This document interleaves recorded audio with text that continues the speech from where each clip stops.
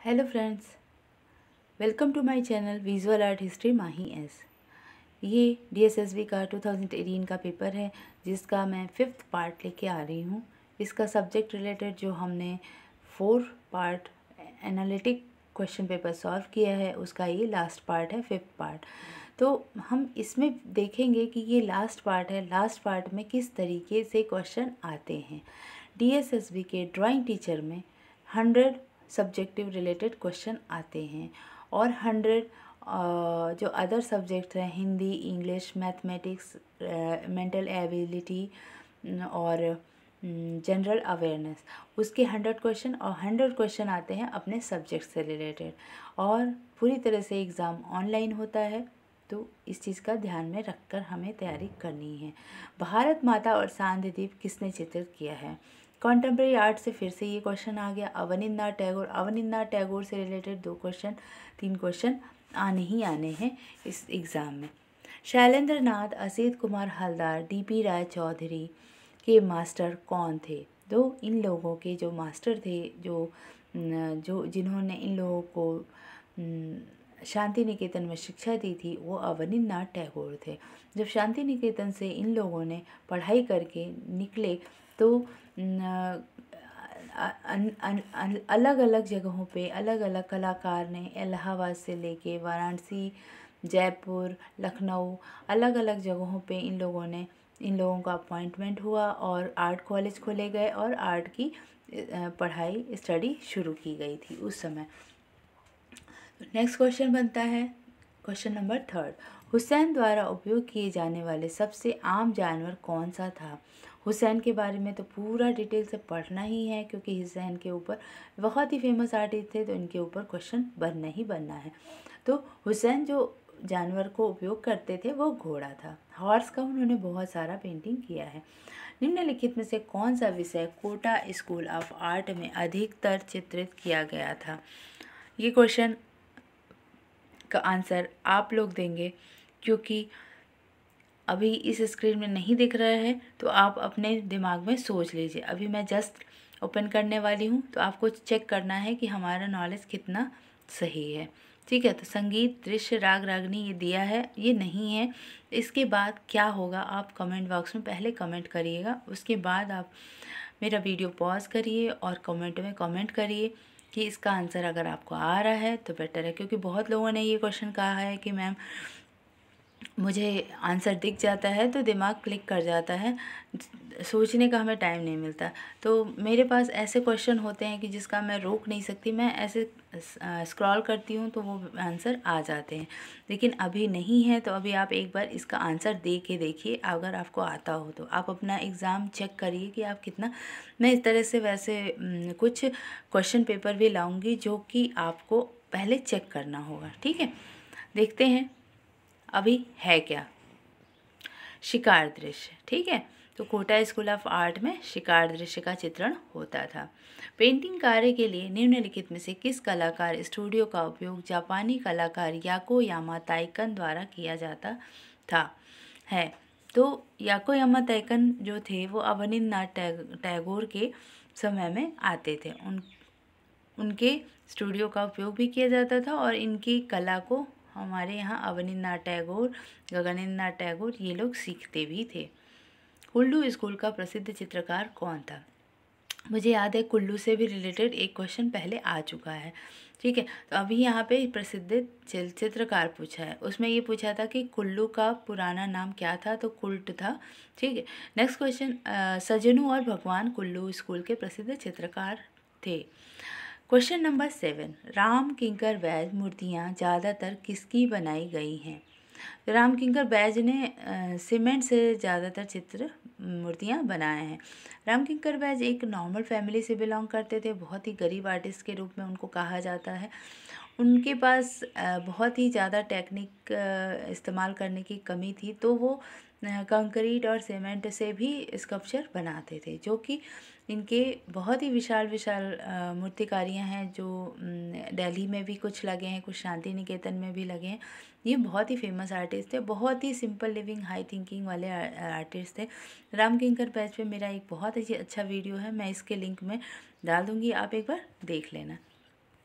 निम्नलिखित में से कौन सी कंपनी स्टाइल पेंटिंग का केंद्र है? कंपनी स्टाइल का केंद्र पटना रहा है।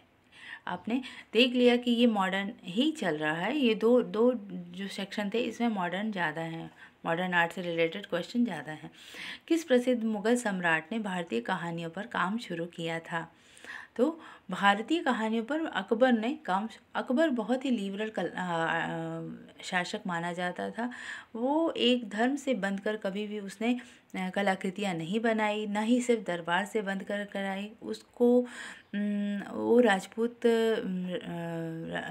राजाओं से भी उसका मेल मिलाप काफ़ी अच्छा था। तो इस वजह से अकबर जो था उसने कला के ऊपर बहुत ध्यान दिया। उसने स्कल्पचर के ऊपर तो उतना ध्यान नहीं दिया, परंतु कलाकृतियों के मिनिएचर के ऊपर उसने बहुत ध्यान दिया। उसने कलाकारों को अपॉइंट बहुत ज़्यादा किया। उसके दरबार में बहुत कलाकार होते थे, सबको ये बहुत अच्छी सैलरी देता था। तो इस तरीके से वो काम भी उस हिसाब से कराता रहता था। तो अकबर जो था वो भारतीय कहानियों पर भी काम कराने शुरू कर दिया था। कंपनी शैली चित्रों में किस प्रकार का कैनवस इस्तेमाल किया जाता था? राइट आंसर इज कागज और हाथी दांत। आपको कंपनी शैली के चित्रों में हाथी दांत पर बने हुए चित्र बहुत ज़्यादा मिल जाएंगे, जो कि बहुत ही खूबसूरत होते थे। इसका भी मैं डिटेल लेके आऊँगी। में माता पिता की संपत्ति में हिस्सेदारी करने का समान जनसिद्ध अधिकार देते हुए बेटियों को बेटों के समतुल्य समुदाय के रूप में रखा गया। हिंदू उत्तराधिकार अधिनियम 2005 में। ठीक है। Question number 12। कक्षा में परिचर्चा से पहले छात्रों को दिए गए पाठ को पढ़ने की अनुमति देने का एक फ़ायदा यह है कि सर्वाधिक उपयुक्त विकल्प चुनिए। ये क्वेश्चन जो 10 क्वेश्चन आ रहे हैं ये आपका एजुकेशन एबिलिटी, शिक्षण योग्यता पे आ गए। ये चीज़ ध्यान में रखना है कि लास्ट के जो 10 क्वेश्चन हैं ये एजुकेशन एबिलिटी पे आ गए। तो इसका आंसर क्या हो जाएगा? छात्रों की सहभागिता बढ़ती है और चर्चा लंबी चलती है। कक्षा में परिचर्चा से पहले छात्रों को दिए गए पाठ को पढ़ने की अनुमति देने का एक फ़ायदा यह है, अर्थात अगर हम किसी भी पाठ को कल पढ़ाना है और हम एक दिन पहले बोल देते हैं स्टूडेंट से कि आपको कल ये लेसन पढ़ाया जाएगा, आप इसके बारे में पढ़ के आइए। तो इससे क्या होता है कि जब टीचर पढ़ाते रहते हैं तो बच्चों उस पर इन्वॉल्व होते हैं, उसका आंसर देते हैं। तो ये हो गया आपका आंसर नंबर 4 सही है। छात्रों की सहभागिता बढ़ती है और चर्चा लंबी चलती है। किसी भी टॉपिक पे हम अगर नॉलेज नहीं रहेगा तो हम शांत हो जाएंगे। तो हमें अगर पहले से थोड़ा बहुत उस चीज़ का आइडिया है तो हम उसमें पार्टिसिपेट करते हैं। नीचे दी गई सूची से सर्वोत्तम विकल्प चुनें। ज्ञान प्राप्त करने के लिए अनुभवजन्य दृष्टिकोण का एक उदाहरण है अनुसंधान। ठीक है। Question number 14। निम्नलिखित में से कौन सा शुद्ध सामाजिक विज्ञान है? राइट आंसर इज मानव शास्त्र। Question number 15। शिक्षा का एक महत्वपूर्ण सामाजिक उद्देश्य अवसरों में समानता लाना और पिछड़े या वंचित वर्गों और व्यक्तियों को अपनी सामाजिक और आर्थिक स्थिति में सुधार के लिए एक साधन के रूप में शिक्षा का उपयोग करने में सक्षम बनाना है। कोठारी आयोग यह हाल की पहलों में प्रतिबिंबित होता है। तो RTE नीति, ये नीतियाँ भी आ जाती हैं जब हम एजुकेशनल एबिलिटी पढ़ते हैं तो उसके लिए है। Question number 16। तत्काल भाषण वाक कौशल सुधारने में सुस्पष्ट है क्योंकि यह क्या विकसित करता है? सर्वाधिक उपयुक्त विकल्प चुनना है इसमें। तो भाषण के जरिए विचारों का स्पष्ट उद्गार विकसित करता है। Question number 17। जब कोई भाषा संप्रेषण की बजाय एक विषय के रूप में सीखी जाती है, मूल्यांकन के लिए होता है। किस चीज़ का मूल्यांकन के लिए होता है? भाषा के उत्पाद के मूल्यांकन के लिए होता है। Question number 18। उपयुक्त विकल्प से चुनना है। संज्ञानात्मक विकास के माध्यम से होती है। किसके माध्यम से होती है? अनुभव, संवेदी अंग और स्मृति के माध्यम से संज्ञानात्मक विकास होता है। Question number 19। वाक्य पूरा करने के लिए विकल्पों में से चुनिए। इसका थोड़ा सा मिसप्रिंट है। ठीक है। तो इसको छोड़ देते हैं।